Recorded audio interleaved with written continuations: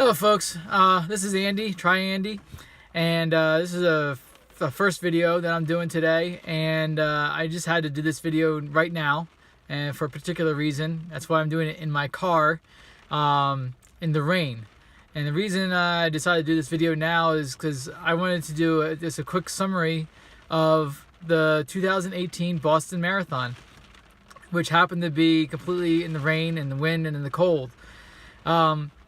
The 2018 Boston Marathon was my 11th Boston Marathon and 20-something marathon, and I had an opportunity to run it with my lovely wife, who's did her third Boston Marathon.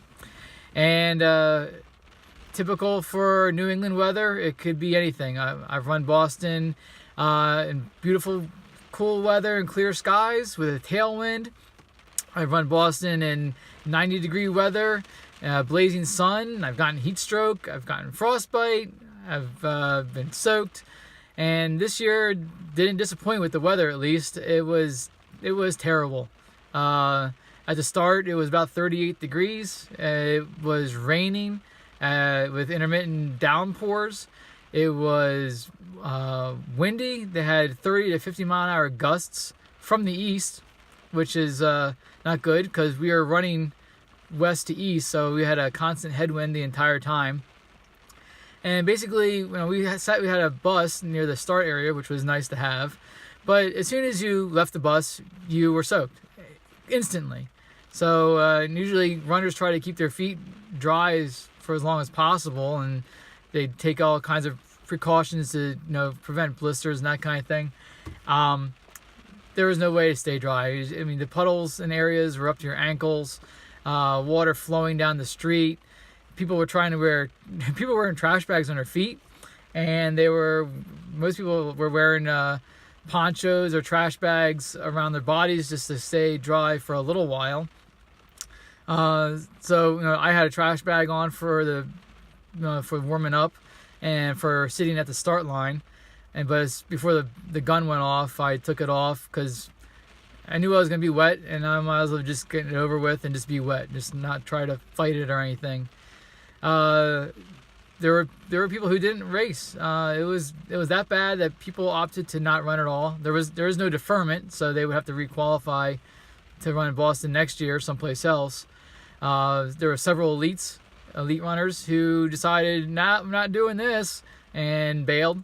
And there were several elite runners who got partway through and said, nah, this was a bad idea, I'm not doing this, and dropped out of the race. Us mere mortals, we don't usually have the kind of option to do that. So, and there was no way I was going to not run the marathon. I have a streak of, I think, 8 now of marathons in a row. I had a couple of years I missed. That's why I have 11 total marathons and 8 consecutive, I believe. So I just dealt with it, and I usually do better in bad weather, and so does my wife. She's done consistent PRs at Shamrock Half Marathon, and there's 2 years there where it was miserable there as well. So we seem to strive under poor conditions. So the marathon went off without any kind of hitch other than the bad weather, and I just tried to hit the paces I know I could hit for the first half of the race, and just tried to stay relaxed and try to stay within myself and not work too hard and try to keep my legs loose. Like I said, it was very cold, so your legs just feel tight. I wore shorts because I didn't feel like dealing with heavy wet clothes, and I wore a short sleeve top for the same reason. I just didn't. If I'm going to be wet, might as well not carry extra weight either. And felt good for 13, 14 miles. Coming on mile 15, I was getting ready for the hills in Newton, and my quads were feeling a little bit heavy, which is not a good sign from my experience. And I had a little pain in my right calf. And I made it through the first 3 hills without too much trouble, and even Heartbreak Hill, which is the last one. Obviously, I slowed down. I was trying to not put out too much effort because I wanted to race the end of the race if possible. But I could feel that my quads were definitely getting real heavy and starting to feel that knife blade going into the quads. And then, excuse me, and then coming in the mile 20, top of a Heartbreak Hill. It's mostly downhill with a couple small rises. And if you're feeling good, that's where you can really, really go fast and just really turn on. And I've had one year where I was able to do that, and I just turned it on, and you're basically weaving through the carnage because everybody else usually explodes all over the place, and that's where you take off. Well, this year it just wasn't going to happen. My quads are hurting really bad.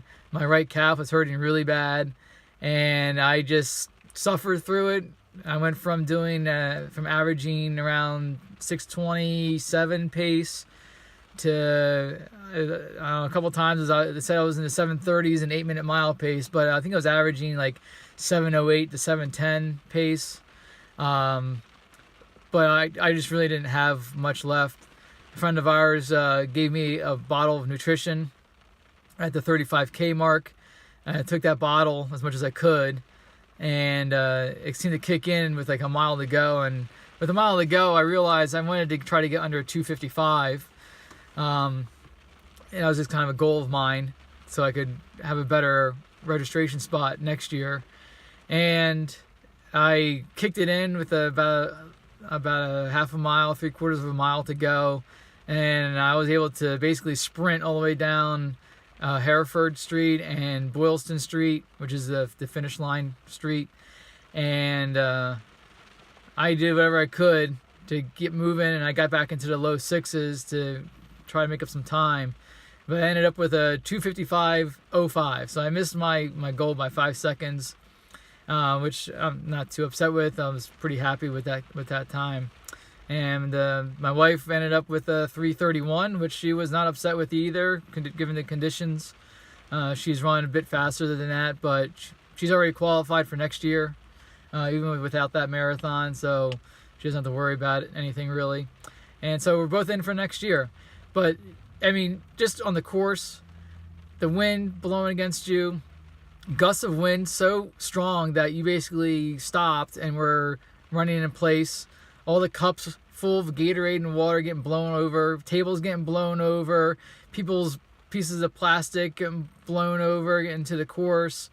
I mean, so cold that the first couple miles my feet were numb because they were cold and wet, and it took a couple miles to get my feet going, and it never did really feel loose. I don't think I sweat at all. I took in fluids because I told you to, but I don't feel like I was really sweating. It was just so cold and so windy, and it rained. I mean, it was a constant rain, pretty much just constant rain or heavy drizzle, and then mixed in with, I mean, torrential downpours, like you're under a waterfall. I mean, if you thought you were wet, and then it would pour, and you were like, nope, now I'm wet, now I'm soaked, and then it would stop, and it would kind of lighten up, and things would get a little bit warmer, except for the wind, and then it would pour again. You're like, oh well, now I'm frozen again. That's great. It was horrible. It was just they call it the worst weather in marathon history, and I believe it. I mean, I've run it when it's been a little bit colder, and it's definitely a lot warmer. But and run it in the rain, but that was really bad. So pretty happy with the time. I qualified for next year, so I can do number 12 next year, and looking forward to hopefully better weather, but not hot, because I just can't handle the heat. I actually ran faster this year than last year, and last year was a nice clear day, but just a little warm, and I completely fell apart and ran a 3:07, I think, or something. But anyway, it was an epic time, and I'm gonna post some pictures, and there might be a video I can get up of me running through I think the finish line area or something. But and I'm sure you've seen on the news about showing the elites going through, and Desi Linden winning, being the first woman in 33 years to win it, and the women kind of dominated. The elite women dominated the race on Monday, and it was just horrible. It was just a horrible day, and it's what we call epic. It's when I say I'm going to do something epic, it means I'm going to do something really stupid. And in the beginning of the race, my wife knows I say that all the time, And I started complaining about the weather. And she said, well, it'll be epic. Yep, it was epic.